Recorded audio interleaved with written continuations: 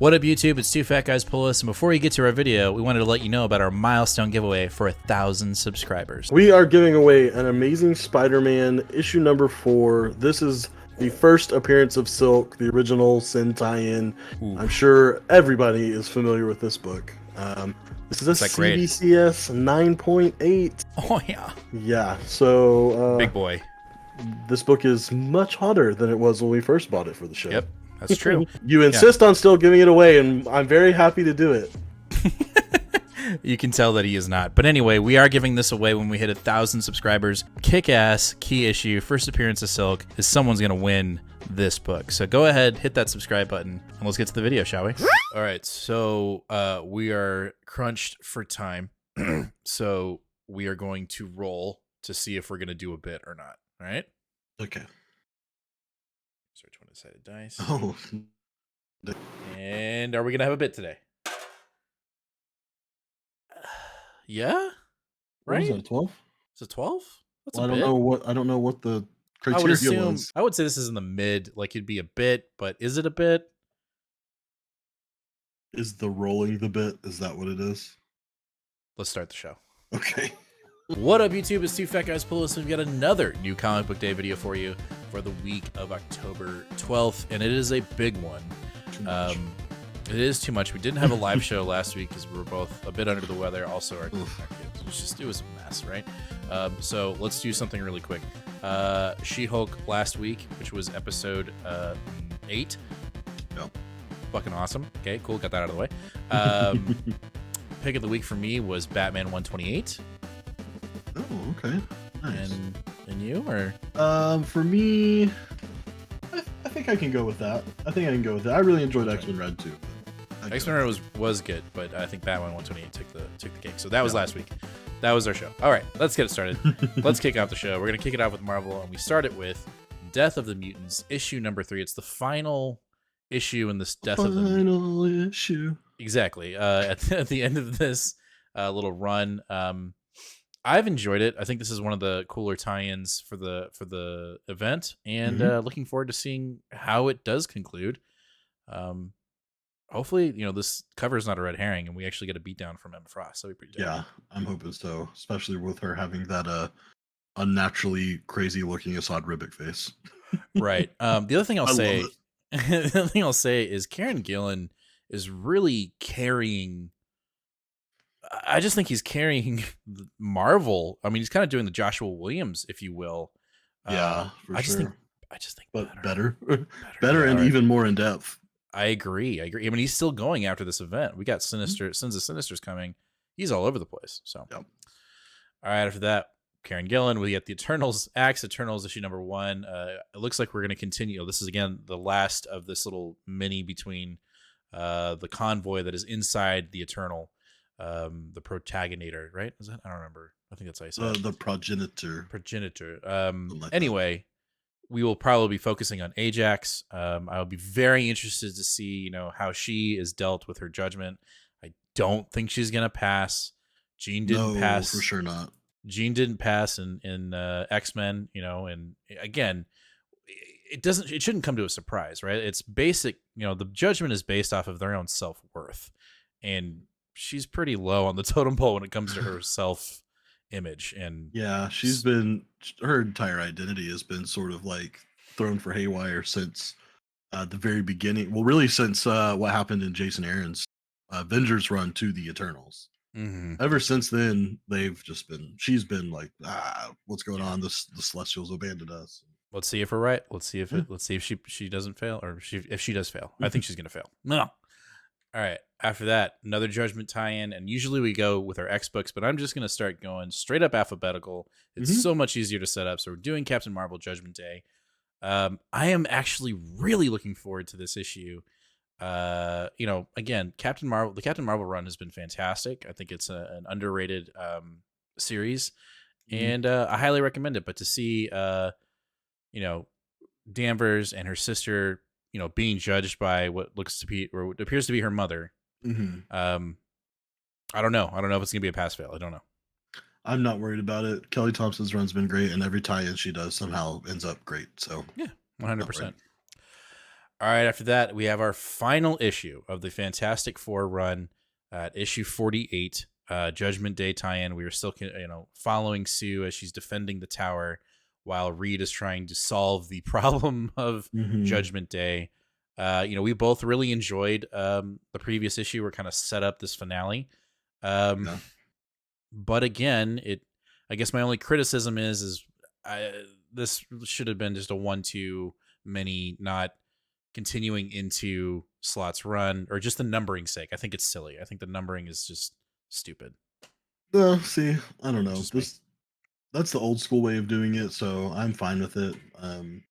Either way, we're getting a good story, and we've been seeing this cover for a while now, and everyone's been saying this is Sue Storm's Die Hard episode or issue, and I really hope that it ends up feeling that way. Yeah, it just needed to be released in Christmas, not. Well, you're right. All right, after that, we have Mortal X-Men issue number 7, Judgment Day tie-in, with Nightcrawler, a Nightcrawler-centric issue written by Karen Gillan. It almost feels like this issue should be written by Cy Spurrier, but that will not be the case. Just because I would rather Karen Gillan write it. Well, no. I'm not saying Karen Gillan shouldn't be writing it. It's just we've always been just kind of pitched that Cy Spurrier is always like Nightcrawler is his thing, and I feel like he's been fumbling it. So I'm actually I'm just with you right there. I'm glad that Karen Gillan is writing this issue, and I think you're right. You brought this up the other day. Like, this seems to be the main title of X-Men, but we both know that the Marvel heads want X-Men to be the main title of X-Men. So we don't think this series is long for this world. I actually think issue 9 is the last issue. And I'm sure you're right. I know that there's going to be a Sins of Sinister Immortal X-Men, but it starts at 1 again. So yeah, I think you're right. But it's not immortal. It's Immoral X-Men. Oh, I didn't see that. Okay. Yeah. Kieran Gillen's put on his Twitter, it got announced, and he said, "Hey, by the way, this name change was a part of my original pitch. This is on purpose. I did it on purpose." Wow. So this begs the question: is Kieran Gillen going to end the Krakoran era, or are we being read? I kind of know we're talking about something different here with the Fall of X coming in 2023. But do we think Krakoa is over, or do we think it's quite literal that the Fall of X will be the fall of Xavier? It's hard for me to remove my bias. I hope that it's that so much that I just want it to be that. But I don't know. It seems like for Marvel editorial, it seems like Krakoa is getting a little long in the tooth. I mean, we've been doing this for 4 years now. Like, oh my God, we gotta reset and start everything over again. So hopefully that's not the case. Hopefully we're still good. Let me give you a little glimmer of hope. Our go-to source for X material, Comic Book Herald, has tweeted out that this will not be the end of the Krakoan era. He's like on point. I don't think he's had one. Yeah, he doesn't really get anything wrong. So no. So either he has an inside source, the dude's a fucking mutant. So anyway, looking forward to this book. Sorry for that aside. All right. Another Judgment Day tie-in X book, Legion of X, issue number 6. This will be the demise, or we will actually see the fight between Legion and Uranos, which I am actually looking forward to a lot. That being said, this will probably be it probably won't be. This will be the last issue of Legion of X that I pick up after this. Yep, this is my last issue. I will not be continuing on to the next arc, unless our community is like, you're missing out. But this is it for Legion of X. But I am looking forward to this little battle that we did not get to see in X-Men Red. Yeah. All right, after that, we have Wolverine Judgment Day tie-in issue number 25. And this also will basically have the same fate as Legion. I will be ending it after this. I think we both have kind of said off the show that we are a little fatigued on the X books. And we need to be, I wouldn't say wiser to what we pick up, but there are just so many other books that we want to pick up. And it does feel like the X line is bloated. So this one for me will be the end of Wolverine for me. Yeah, and this is your favorite situation. This is a 25th issue number 25 anniversary extra pages $5.99 book. So that's another reason why I'm off the fucking book. I'm sorry. I'm pretty sure we've had 4 or 5 of those in 25 issues. It's crazy. I'm out. All right, and then we've got X-Force Judgment Day issue 32.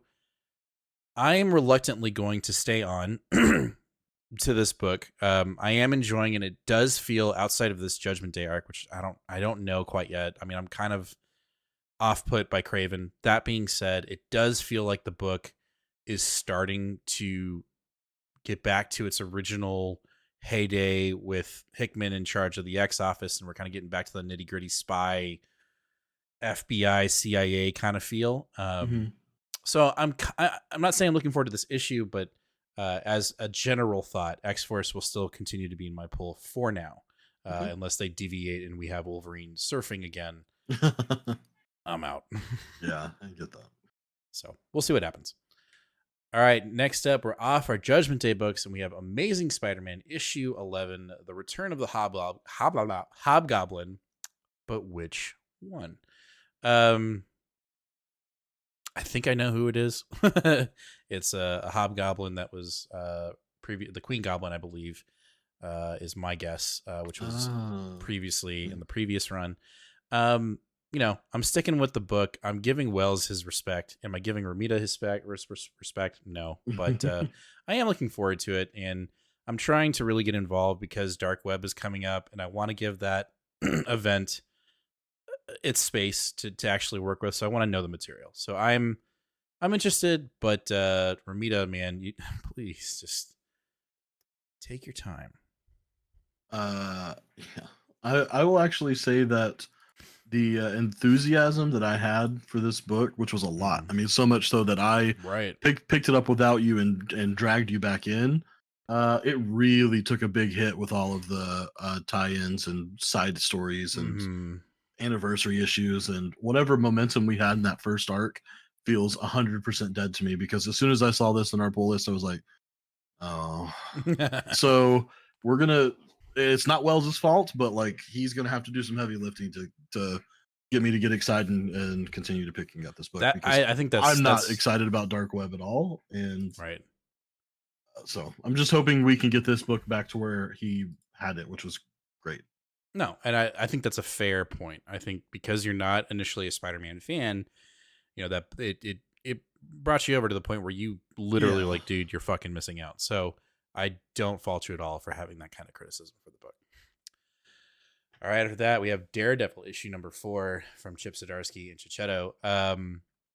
This, I'm going to put it out there now. This is one of those speculation books, and it's more of character design. I think we get the first look, or first full look of like King Daredevil in charge of the hand, or the fist. I'm sorry, it's the fist, right? Fist. Yeah, he's going after the hand. fist. Yeah. Yeah. So if you're into that, make sure to pick up this issue, put it in Mylar. I think there's a character design at issue 10 issue incentive, or 10 copy incentive. So look for that on your LCS. I'm enjoying this run. I'm ready for the pace to kind of move a little bit, but I think we're there. I think Chip is there. Yeah, for sure. But the pace has been a little bit slow, and I don't know. I'm ready for this to feel like the forefront of Mm-hmm. Marvel, like it did the first run. Not that it's bad, but also Chichetto's not on this one. We still have the guest artist, which We're not bad. No, it's not bad. no, yeah, De La Torre. Oh yeah, But no, then, that's with issue 5, we're back with Chichetto again. hey, let's do it. Everything's all right. All right. After that, we jump into Star Wars. With Star Wars: The High Republic issue number 1, we have a time jump back. What, 500 years? How many years? 150 years. 150 years, not so much 500. This cover to me suggests that we are going to get the non-vegetation action that we were looking for. Nate, don't tell me that I'm wrong. Like, tell me that I'm right. That we're not dealing. No. Yeah, we're not dealing with oh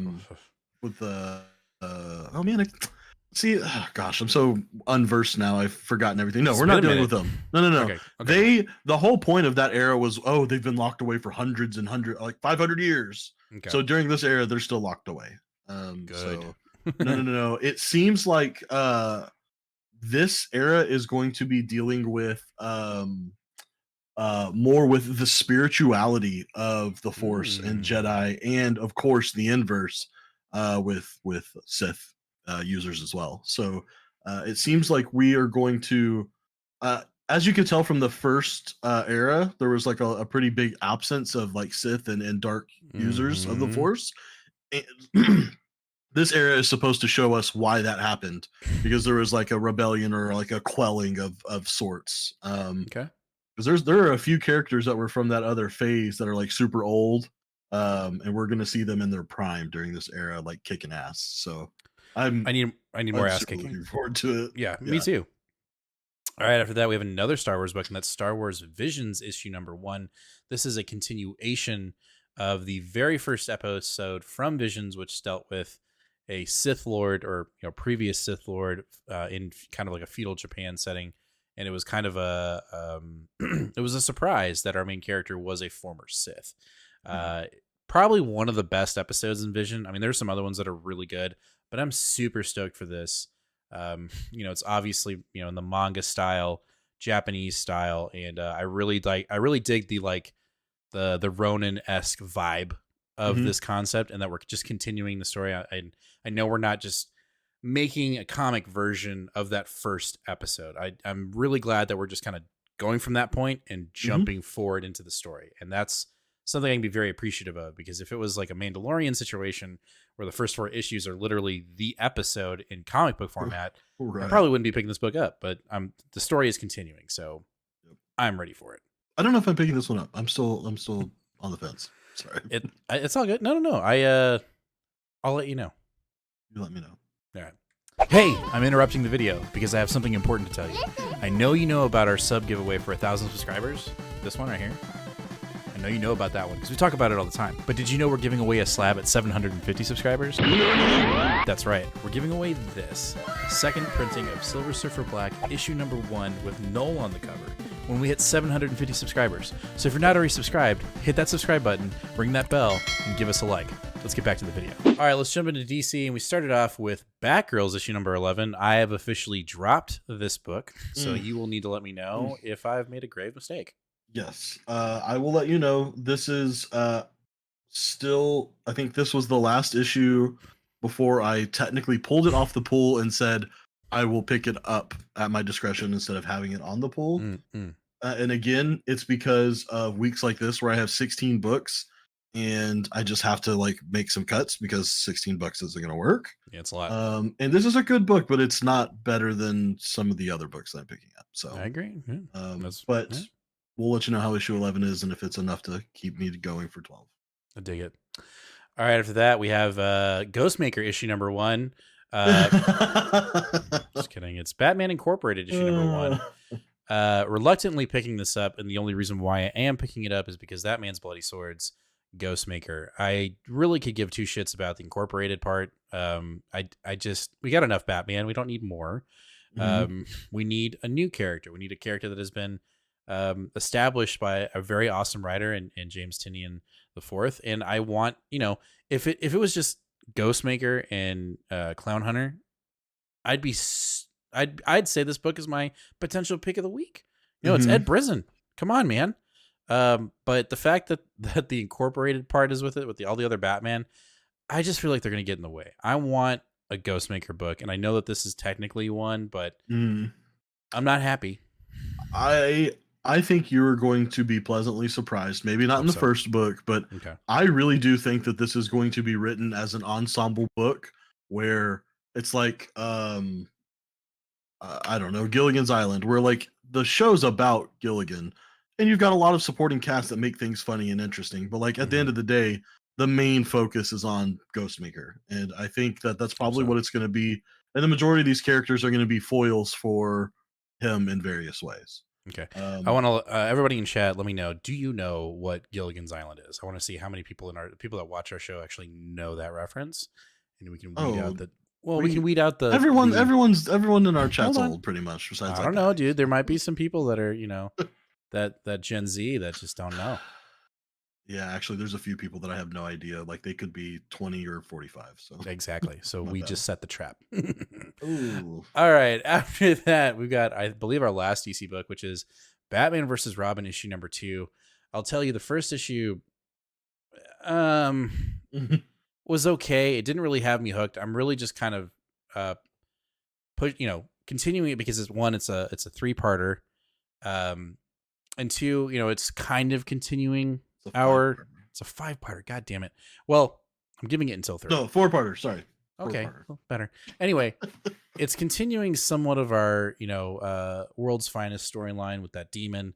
But I will say that Damien just kind of felt very out of character compared to what he was in his Robin book. So I hope we get some more explanation. I will say that it's not necessarily on the fence, but if it's another kind of like, it was okay, then 3 will definitely be on the fence.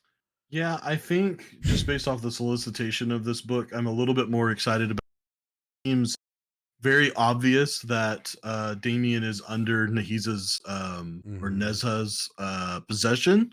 Yep. So like that's just not him. That's not him being him at all. Right. But I will say that I dislike that version of Damien so much that it disinterests me even seeing him that way under possession, knowing he'll be back to normal soon. It still like grates my gears way too much. So hopefully we can get past that part pretty quickly in this issue and move on to some more interesting storyline. I would agree. All right, after that we have Superman, Son of Kal-El, issue number 16, Kal-El returning part 2. Unfortunately, as New York Comic Con has come and passed, we've come to the realization, or that it's been announced, that this series will end, I believe, at 19. 18, I think it is yeah. 18. Mm-hmm. But we are getting another, John book. Yes. Which I'm excited for. I don't. Is Taylor writing that one or not? I don't remember. He is writing it. Literally, from what I understand, the only thing that is changing is the headline. Headline and numbering.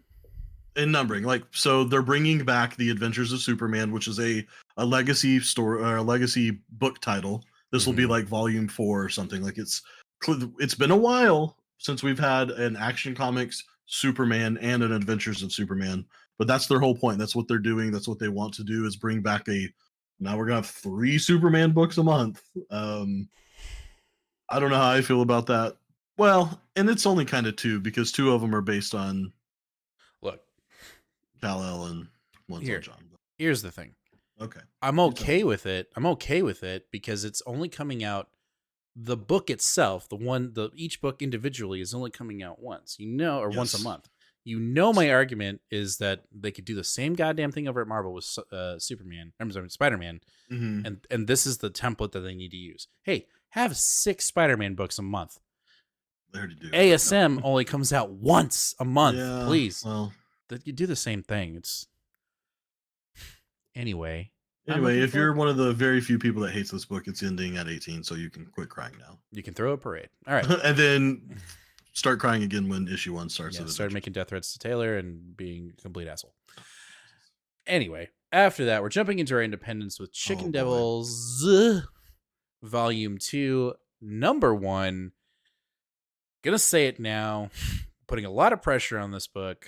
Potential pick of the week. This book was insane in Volume 1. And I can only imagine that it'll get even crazier in Volume 2. Can I tell you something that's going to break your heart? No. Okay, I won't tell you. No, go ahead. Hayden Sherman, the artist from the first book and the cover artist of this, is not the interior artist. There's a new interior art. Hayden Sherman will be doing the cover still. That's why it looks familiar still from the cover, but the interior art is not the same. Who is it?